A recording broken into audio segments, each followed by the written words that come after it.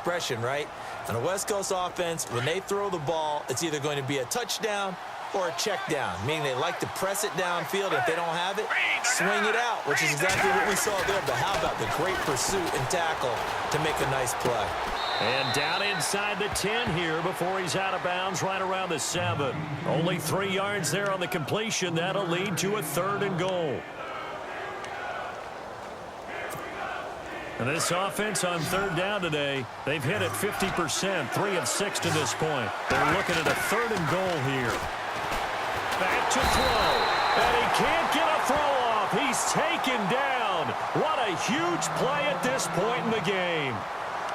Well, that play was the very definition of fast, quick, and in a hurry. Suddenly, he was there. Yeah, blink of an eye. That happened fast and a big sack.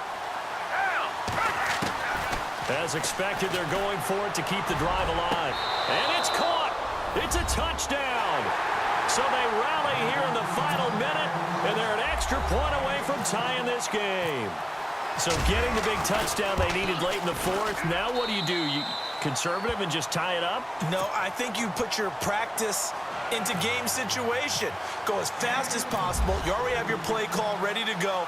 Go for 2 and decide it right now. That'll be taken in the end zone. And he'll get across the 20 before he's brought down at about the 23-yard line. And Pittsburgh getting set to take the field. They've got work to do, but they do still have a bit of time here. And they've got to feel comfortable with that, but they have all their play sequences called. If they get out of bounds, that allows them to huddle and call another play, but if they don't, it's hurt. And this is going to be intercepted. Picked up by Jalen Mills. And they get the football. They'll set up shop at their own 49-yard line. So how about that for a momentum switch? We're in the 4th quarter, and it's a tie game. You've got to take care of the football here. Now their opportunity to take the lead right out the window, and everything is flipped in the other direction. And he's going to be out of bounds down inside the 20. A gain of 32 that time. After that nice game there, for the rest of the game, the defense is going to have to respect the running backs as passing threats as well. Not just play them strictly to run the football. They may be able to get downfield and catch it too. Now a play fake here on 1st down. Flushed out right. And he'll be out of bounds, taking it just shy of the 10 at the 11 or the 12. Nice work to get 7 out of that, and it's 2nd down. Okay, he's not going to get the 1st down, but this is still a nice job of buying some time and then running to get to the sideline and get out of bounds and avoid the big hit. Escaping the pressure right. And that's a touchdown as they've broken our tie here in the final minute of the 4th. I don't know how many more of these my heart can take, my man. I just don't know. Another big touchdown late in the game. They look like they're in control, but still, there's a chance. Block the extra point, go down and score, kick the extra point themselves. They can pull this one out. Yeah, but also on the sideline that just took the lead, you got to get your defense ready and the special teams unit for the kickoff coming up. Yeah, you're exactly right. Got to pull everyone together and make sure they're still focused and aren't already celebrating a win. And Pittsburgh getting set to take the field. One possession game. Time very much a factor. How does the offense handle this situation?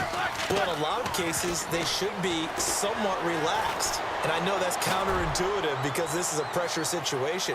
But this is Friday practice every week of the season. You go over this situation, having to go downfield, limited timeouts, got to get out of bounds and keep the drive going and set yourself up. Defensively, you can't just lay back and let them do whatever they want. So it is a cat and mouse deal here. How much pressure will the defense bring, and how much pressure can the offense handle? We're going to find out. Back to throw. He's going to let it fly. It's caught inside the 25. And into the end zone. Touchdown, Pittsburgh. Antonio Brown with 4 seconds remaining. And the Steelers are an extra point away from tying this thing up. And he's able to put it through.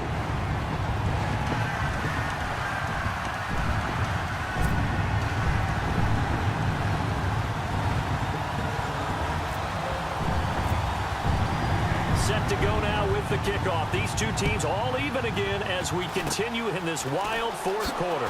Very short kick. This will be taken by one of the up men. And we will get a timeout with 2 ticks left. In a tie game, both sides are looking for something to give them an advantage. It often falls back on special teams. And that return, that could be the spark to untie the game. Being chased out left. Now he'll throw deep left side. And this is going to be intercepted.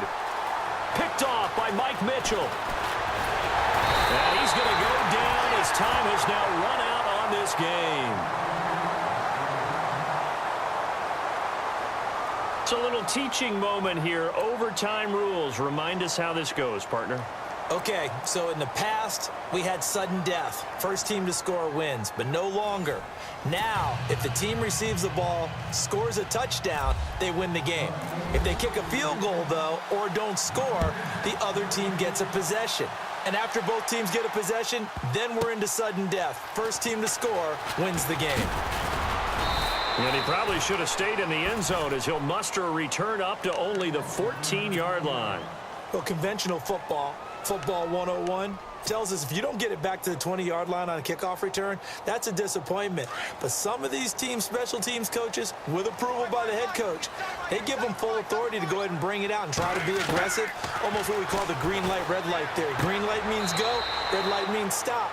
Looks like he had green on that play. And he'll be just shy of the 20 at the 19 as he goes out of bounds. And just a small glimpse there as to why they like this rookie so much. And that's why they lit up a little bit in our meetings with the coaching staff, didn't they? When we talked about him, they did. Yeah, you know, they like his work ethic. You know, this guy's running every route well in the route tree and getting better at it all the time, really honing his game. They expect a pretty good jump out of him as things continue to move on.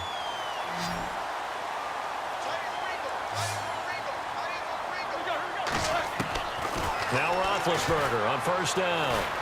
Going deep here for Bryant. This is caught inside the 15. A huge play there in overtime. 58 yards. Explosion plays always break the back of a defense, in overtime to put him in the red zone, that was huge. I like your description there, because when you get an explosion play, now people are really scrambling on defense. Now they're looking to each other. Who's going to step up? Who's going to make a play? Offensive guys have the momentum. Now they're in the red zone. They've got to be thinking attack, trying to get it into the end zone. So he can't hang on, and as I watch that unfold, I remembered an expression that I've heard, maybe from you, I don't know, but you're going to get hit anyways, might as well hold on to the ball. Well, you know a coach said that, right? Yeah. Not an actual player. Not a chance at all. Way easier said than done. And the hit jarred it loose. It's incomplete. Those throwing windows get a lot tighter near the end zone, don't they? And here's the thing. You already probably have 3 points in your hip pocket. You force a throw here and give up an interception, you come away with nothing. Especially tough in the middle third of the field where he threw that one. Here's Roethlisberger to throw. And that's incomplete. Once that ball was popped in the air, you could almost hear the silence, the collective breath being held here in the stadium. Let's be honest about it. We both came out of our chairs, didn't we? All right, anytime you see the ball in the air like that, there is that collective rise, the crowd holding its breath, and boy, oh boy, the moment of truth as it comes. Oh, and it's intercepted. Picked off by Rodney McLeod. A costly mistake here at OT. And you know what they say when you throw an interception like that in overtime? You don't usually get a chance to throw a second one. I mean, I'm not sure the analytics on it. Let's ask Marvin, our statistician, to bring that down for us. That's typically how coaches and teams feel about you. Throw one, you likely cost yourself the game. 17 yards on the pickup there. The drive will continue. It's a first down. Right after the turnover, they come out throwing.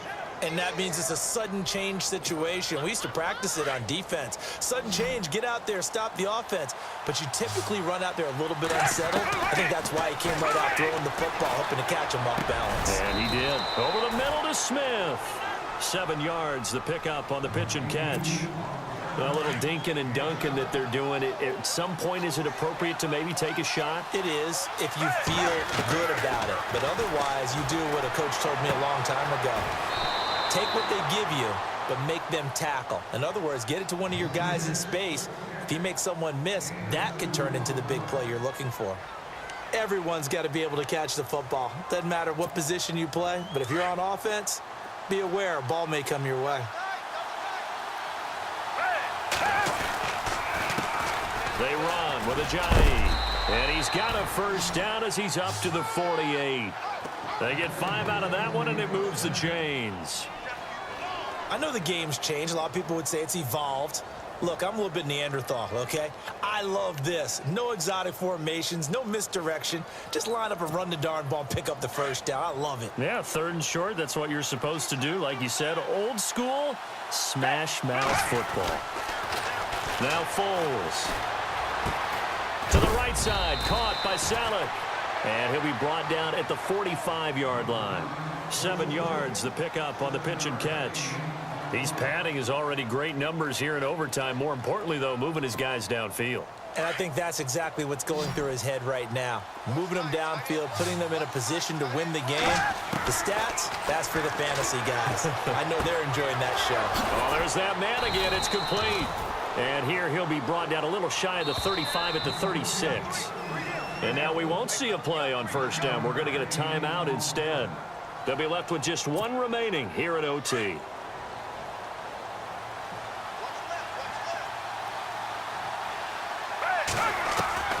Here's Foles. And the Steeler pressure too much here. He's going to go down. Ryan Shazier not dropping into coverage. He comes on the blitz and takes him down for a loss of 9. Offense walks to the line for play number 7 of the drive. Foles.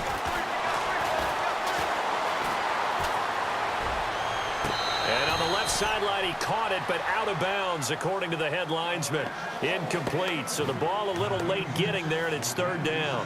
So this is what happens when you throw interceptions. That confident veneer that you have gets chipped away a little bit. Maybe a little bit gun-shy throwing it around. Yeah, underthrowing him there, and you're right. Those interceptions may be in the back of his mind. He's got his man on the crossing route. And he's going to get this one down right to the edge of the red zone of the chalk of the 20. And now before this first down play, we're going to get a timeout here. It'll be their second and final timeout, remember, here in overtime. We'll be back. He'll look to throw. And it pops free. The collision there jarred the ball loose and brings up 2nd down. You get a tight end like this, and you know he's used to dishing out punishment, but here, he's the one that has to absorb the contact, and as a result, unable to hold on to the football. Back to throw now on 2nd and 10. Caught right side, it's Jeffrey. And he'll go down here at the 12-yard line. The reception good for 7. It's 3rd down. When you see zone defense and you know you've got a drag route on as your primary call, you've got to be really careful as a passer about how far you let your guy go because he might wander into some tough coverage. Eluding the pressure. Now a hit, and Foles loses the football. It's out, and it looks like Steeler football. It is. And my, how the tables have turned. They had a chance inside the red zone, punch that thing in and end it. Now we're going the other way. And it's real easy to just look at them and say, boy, what an error, what a mistake you made. But how about the defense coming up huge? There. Let's give them a little bit of credit, keeping their team in the game, because if they score a touchdown there, it's game over. And he's brought down after a good game. Now another timeout called for by the offense. They'll be down to just one remaining as we step aside here in overtime.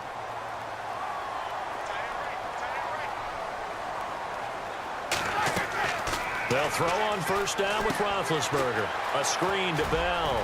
Finding some room at midfield.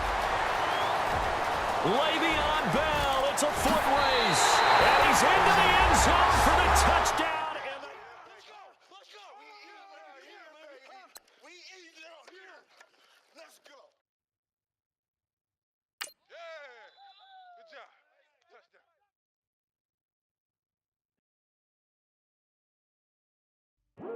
I come here today to talk about how I feel, and I feel like that we are treated differently than other people, and I don't like how we're treated.